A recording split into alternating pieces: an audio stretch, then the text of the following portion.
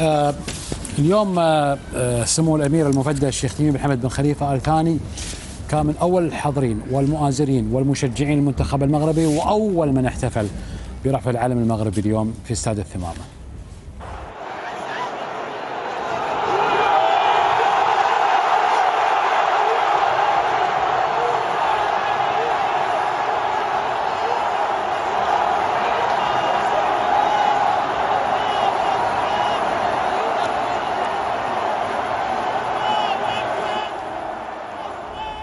سمو الأمير الله يحفظه ويعطيه الصحة والعافية رافق جميع المنتخبات العربية وشجعهم وأزرهم، كل المنتخبات بدون استثناء، ويستحق هذه الفرحة. وإحنا نقول المنتخب المغربي يفرحنا بل يمثلنا، بل إحنا لما تكون نقول المنتخب المغربي نقول منتخبنا المغربي، لأنه هو فعلا خير من يمثلنا في هذه البطولة.